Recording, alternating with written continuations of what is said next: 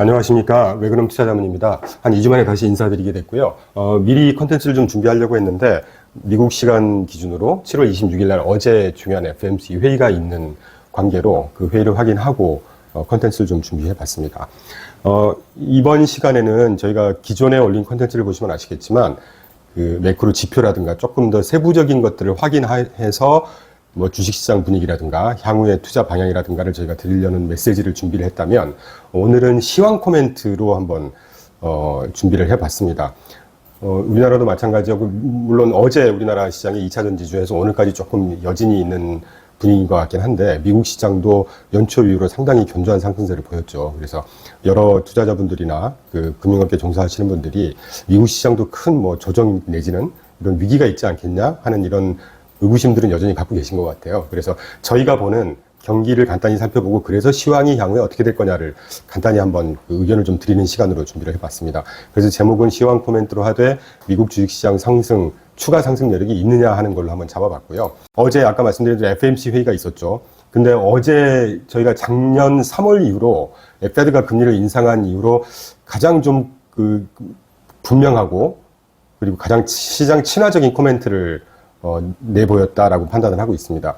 자료에서 보시는 대로 좀 자세하게 적어놨거든요. 결론부터 말씀드리면 어제 25bp 인상 결정을 만장일치로 해서 결국은 정책금리가 5.5%로 결정이 됐습니다. 결론부터 말씀드리면 그 제롬 파월 인터뷰 내용에 의하면 적어도 내년까지는 물론 전제가 있죠. 물가가 목표 물가인 연 2% 수준까지 떨어지지 않는다고 하면 이 5.5%를 계속해서 유지할 거다. 금리 인하는 없다라는 결론을 내긴 했습니다. 그런데 그 자세한 인터뷰 내용을 보면 저희 하우스가 좀 집중하는 경기 펀더멘털에 대한 분명한 메시지를 확인을 해준 것 같아요.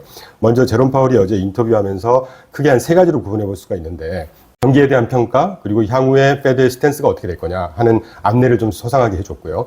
그리고 마지막으로 친절하게 주요하게 보는, 그네들이 중요하게 보고 시장에서도 좀 중요하게 판단을 해라라고 하는 메시지 중에 어떤 지표가 중요할 거냐라는 것까지 친절하게 알려줬습니다. 먼저 경기에 대한 평가를 자세히 살펴보면 요약하면 소비지출 증가세는 연초 대비 약간 둔화되고 있다. 그런데 노동시장은 여전히 강하다. 그리고 인플레이션은 다소 완화 중이긴 하지만 언급드린 대로 목표 2%에 아직 도달하려면 갈 길이 멀어서 거기에 집중할 거다, 페드는. 그래서 페드의 스텝이 지난 한 1년 반 동안 성장 둔화를 예측했다고 표현을 하더라고요.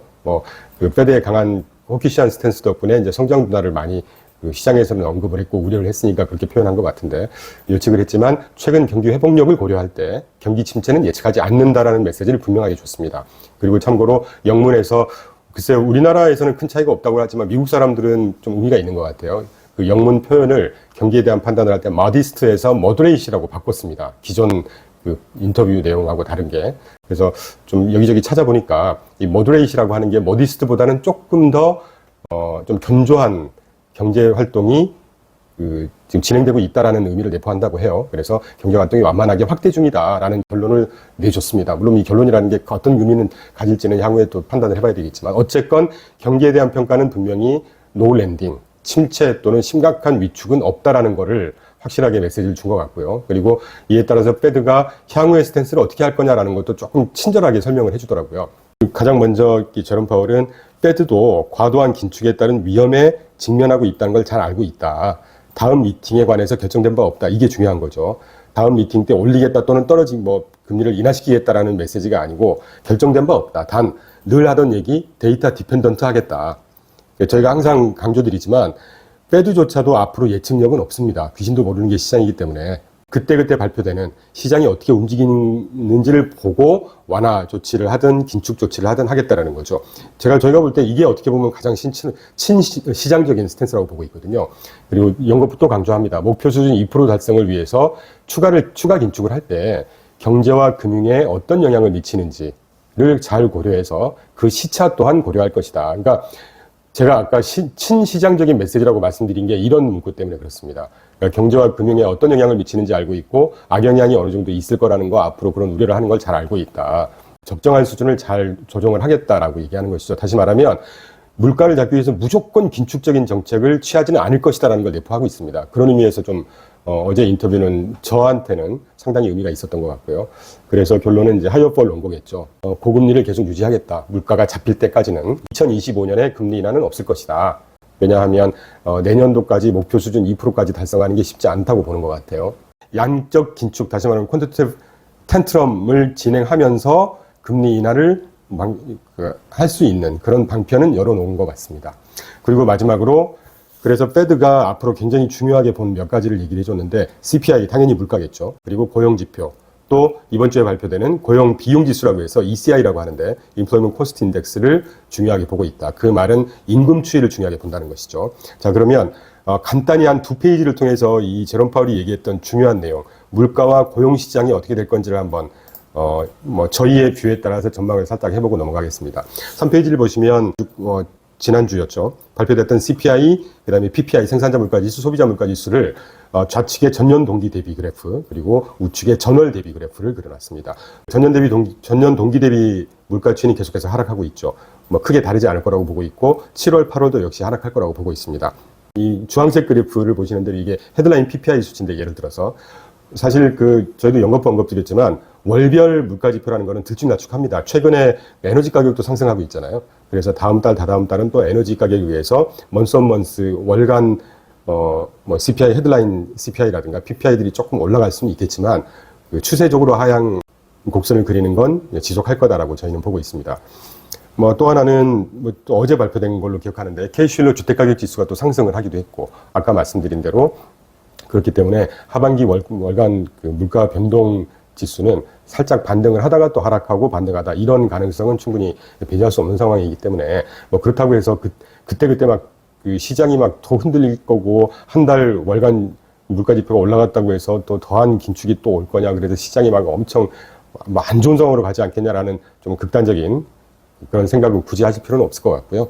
참고로 지지난달 저희가 컨텐츠 올렸을 때 소개해드렸던 것 같은데, 민간 주택가격 지수, 주거비 지수를 대표하는 진로우 지표라는 게 있습니다. 그 진로우 지표가 보통 이 CPI에 반영이 될 때 한 6개월에서 1년 시차를 두고 반영이 되는데, 그게 작년 주반 이후로 계속 하락하고 있거든요. 또 그런 것들이 물가를 또 하락을 예상할 수 있는 지표이기도 하고, 아까 말씀드린 C실러가 또 물가가 다시 상승할 수 있다는 지표이기도 하기 때문에 혼재되어 있습니다. 전년 동기 대비 그래프에서 보시는 대로 물가의 하향 추세는 지속될 거다라고 하는 것이 이제 저희 생각이고요.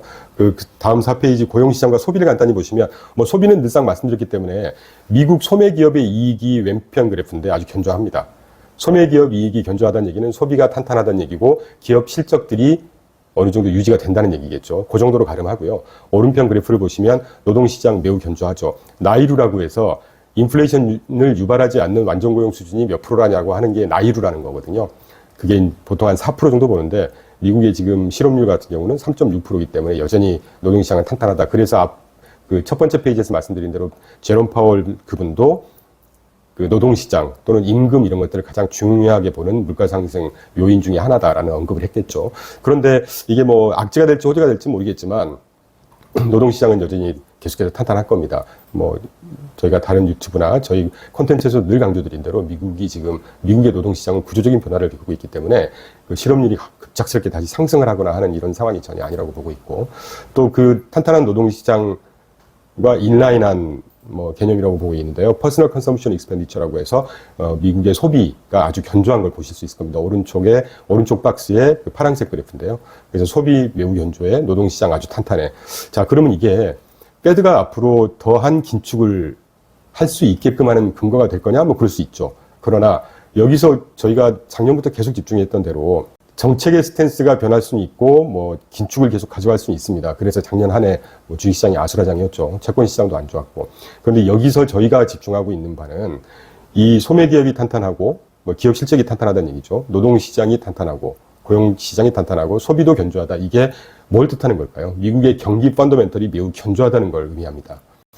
제가 몇 차례 강조드렸지만, 적어도 IMF 이후부터, 제가 오늘 그래프를 준비를 하진 않았는데, 금리가 인상될 때 초기 국면에서 주식시장이 흔들리는 건 사실입니다. 그러나 금리를 인상할 때 그 이유는 물가를 잡기 위해서 그런 것이고, 물가가 상승한다는 얘기는 시중에 돈이 많이 풀린다는 얘기고, 시중에 돈이 많이 풀린다는 얘기는 경제 주체들이, 그러니까 미국 기업이든 가게든 여건들이 괜찮기 때문에 돈이 많이 풀린다는 얘기거든요. 그렇기 때문에 일정 시간이 지나고 나면 약간 뇌피셜이긴 한데, 금리 인상 초기 국면 한 2, 3개월 지나고 나서는 항상 주가가 상승했던 기억을 갖고 있습니다. 물론 작년처럼 의도했던 굉장히 급작스럽게 빠른 속도로 금리를 인상시킬 때는 자본시장도 예외가 없죠. 다 빠지겠지만 작년 같은 한 해를 제외하고는 적어도 그 90년대 이후부터는 금리가 상승했을 때 항상 그 경기 펀더멘털이 견조하다는 전제로 주식은 항상 상승했다라는 거를 꼭 여러분께 좀 상기를 시켜드리고 싶습니다. 그 정도로 가름을 하고요. 다음 페이지 보시면 이제 시황이라고 말씀드렸기 때문에 시황에 대해서 잠깐 언급을 좀 드리고자 합니다. 5페이지에서 보시는 대로 미국 주식시장은 올해 아주 견조한 상승세를 보였죠. 어제 미국 시장 기준 7월 26일 기준으로 S&P 500이 연초 이후에 약 18.94% 상승을 했고, 다우존스 지수가 7.16% 상승, 나스닥이 아주 기염을 통했죠. 34.98, 한 35% 상승을 보여주고 있습니다. 참고로 코스피는 한 16.71% 정도 상승을 했으니까 나쁘지 않은 수익률이었네요. 그런데 어제부터 2차 전지가 끌어왔던 시장이었는데 2차 전지가 조금 흔들리는 게 조금 우려가 되긴 합니다. 참고로 저희 회사도 4개 포트폴리오 중에 하나에 그 2차 전지 ETF를 넣었다가 다행히 저희는 어제 그 장중 최고점에서 잘 매도를 해서 조금 안도를 하고 있는데 좀 더 지켜봐야 될 것 같아요. 그래서 주식시장이 올해 이후에 작년에 많이 흔들렸다가 미국 기준으로 올해 상당히 견조한 상승세를 보여주고 있는데 그 이유는 잘 아시겠지만 연초에 챗GPT로 촉발된 생성형 인공지능이 주도했던, 그래서 빅테크 위주로 주도했던 시장, 그리고 1, 4분기 실적 발표, 지금 진행 중인 2, 4분기 실적 발표를 보니까 예상외로 기업 실적들이 탄탄하더라라고 하는 기업 실적이 또 받쳐주는 시장, 그리고 마지막으로 아까도 강조드렸지만 작년 이후에 대부분의 소위 전문가라는 분들 또는 관심 있으신 분들이 금리 인상에 따라서 그 고금리에 따라서 경기가 리세션이 올 거다, 흔한 표현으로 막 대공황에 준하는 위기가 올 거다라는 말들이 많았지만 저희는 사실 작년 하반기부터 계속 다른 유튜브나 저희 자체 유튜브를 통해서 경기는 생각보다 견조할 거고 오더라도 슬로우다운 정도가 올 거다라고 말씀을 드렸는데 다행히 시장은 그렇게 가고 있는 것 같습니다. 그래서 세 번째 주가가 견조했던 배경 중에 하나는 미국 경기의 어떤 견조함, 그 사운드한 미국 경기 펀더멘털 덕분이 아닌가 하는 생각을 하고 있고, 그 미국 경기의 견조함 중간에는 탄탄한 소비, 탄탄한 노동시장이 있지 않았나 하는 생각을 하고 있습니다. 참고로 다우존스 같은 경우는 어제 기준까지 최근 13거래일 연속 상승을 기록하고 있기 때문에 아주 견조한 상승을 보여주고 있죠. 자, 그러면 앞으로가 어떨 거냐는 건데, 그래프가 조금 복잡하고 동그라미를 제가 여러 개 그려놨는데요. 별로 어렵진 않습니다. 그 아래서 보시는 대로 IT, 텔레콤, 미국의 주요 업종별 기준으로 업종에 해당하는 주가 지수 평균 상승률이 연초 이후에 S&P 500 대표 지수 대비해서 얼마나 올랐더냐, 얼마나 덜 올랐더냐, 빠졌더냐를 보여주는 거거든요. 1번 동그라미가 보시면 연초 이후에는 IT와 텔레콤과 임의소비재 이 세 개 업종이 S&P 500 지수를 아웃퍼폼할 정도로 기염을 토해서 주가 상승을 끌어왔었습니다. 그런데 최근으로 올수록 그러니까 연초에서 연중, 그러니까 최근까지 올수록 그 두 번째 작은 동그라미 최근 2개월을 보시면 인더스트리얼과 머티리얼 섹터 부분으로 이 S&P 500 대비 아웃퍼폼 하는 주가가 아웃퍼폼 하는 게 조금씩 번져가더니 최근 1개월, 더 최근이죠. 가장 큰 동그라미 3번 그래프를 보시면 인더스트리얼 머티리얼이 시작된 S&P 500 대비 그 아웃퍼폼 했던 그 폭이 부동산, 파이낸스, 금융, 에너지 쪽으로 확산이 되고 있습니다. 그러니까 이 말씀은 연초에 아까 언급드렸던 챗GPT로 촉발된 빅테크 위주의 주가 상승이었다면 최근으로 올수록 빅테크보다 다른 업종들이 점점 더 글쎄요, 주가 상승이 좀 확대돼야 된다고 그럴까요? 그래서 주가 상승이 그 시장 전체로 확산돼 가고 있는 국면인 거를 저희가 조금 목도를 하고 있고요. 집중을 하고 있고, 두 번째 다시 한번 다른 앵글로 보시면 7페이지에서 소위 그 빅테크의 7개 종목들을 매그니피선트 7이라고 하지 않습니까? 그래서 S&P의 탑 7 종목이 좌측 그래프에서는 탑 7 종목이 지난 연초 이후 5월 말까지 그 나머지 500개 기준 기업, S&P 500이 500개니까 7개 종목이 나머지 493개 종목 대비해서 얼마나 아웃퍼폼 했는지를 좌측 그래프에서 보여드리는 건데, 지난 5월 말 이후 그저께죠. 7월 24일까지는 그 탑 7 종목 대비 나머지 493개 종목의 주가 상승이 아주 견조하게 따라 올라오고 있습니다. 그러니까 바로 6페이지, 앞페이지에서 설명드렸던 대로 빅테크 위주에 집중된 주가 상승이 다른 여타 종목들로 계속해서 확산돼 가고 있다는 걸 다른 앵글로 봐도 확인할 수가 있다는 거고, 그 말씀은 중소형 주식의 상승 모멘텀도 지금 점점 살아나고 있다. 참고로 같은 기간 동안, 그러니까 5월 31일 이후에 7월 24일까지 러셀 2000죠. 그러니까 러셀 2000 지수, 중소기업들을 모아놓은 대표 지수인데 그게 12.6% 상승을 보여주고 있습니다. 그래서 주가 상승이 전방위로 확산되고 있는 거를 저희가 조금 집중하고 있고, 여러분께서도 관심을 가지고 한번 참고를 하실 만한 그래프인 것 같고요. 또 하나 저희가 좀 집중하고 있는 것 중에 하나가 간혹 언급들이 됩니다. 유튜브나 다른 전문가분들이 미국의 개인 가계 초과 저축률이 연말까지 소진이 될 거기 때문에 미국 소비가 뭔가 좀 위기가 있지 않겠냐, 뭐 상당히 좀 안 좋은 국면으로 가지 않겠냐라는 말씀을 많이 하시더라고요. 그래서 저희도 준비를 해봤고요. 8페이지의 우측 그래프를 먼저 보겠습니다. 우측 그래프에서 보시는 빨간색 그래프가 잠재적인 저축의 규모입니다. 그리고 파란색 그래프가 실제 지금 미국의 개인, 가계가 갖고 있는 저축의 규모라는 거예요. 그러니까 잠재 대비 실제 저축의 규모의 차이가 아래 약간 주색 그래프로 보여드리는 초과 저축의 규모인데, 보시면 아시겠지만 작년 중반 이후 고점을 찍고 고점 부근에서 계속해서 하락하고 있습니다. 그러니까 이 미국 가계가 갖고 있는 초과 저축의 규모가 줄어든다는 얘기는 아까 앞서도 말씀드린 다른 분들이 말씀하시는 그 미국의 소비 여력이 계속해서 소진이 되고 있다는 것도 해석이 가능하겠죠. 그러나 노동시장이 탄탄하거나 또는 그 좌측에서 보셨던 미국의 개인 저축률을 한번 보자면 그 작년 그러니까 우측에서 초과 저축액이 최고점을 찍는 그 기간입니다. 그래서 저축률 수준이 그 같은 작년 중반 이후에 저점을 찍고 계속해서 상승을 하고 있어요. 그리고 불과 지난 4월에서 5월 그 좌측 그래프 끝단에서 살짝 아래로 꺾였다가 5월에서 6월 지금 저축률이 다시 상승하고 있는 거는 미국의 가계도 있는 돈을 뭐 미국 사람들이라고 무조건 다 써버리고 뭐 소비에 속된 표현으로 환장을 해서 막 쓰고 그러진 않을 거라고 저희는 믿고 있습니다. 그래서 미국 사람들도 쓸데없는 소비를 줄이고 경기가 뭐 좀 우려되고 힘들 거라고들 얘기를 하니까 또 고금리기도 하고, 그래서 개인 저축률 상승하는 추세, 그리고 우측에서 보셨던 초과 저축의 규모가 계속 소진이 되고 있으나 이게 연말까지 소진이 돼서 미국의 소비, 뭐 다시 말씀드리지만 그 미국의 GDP가 한 3경 정도 될 텐데 그중에 75에서 80%를 소비가 차지한다고 하면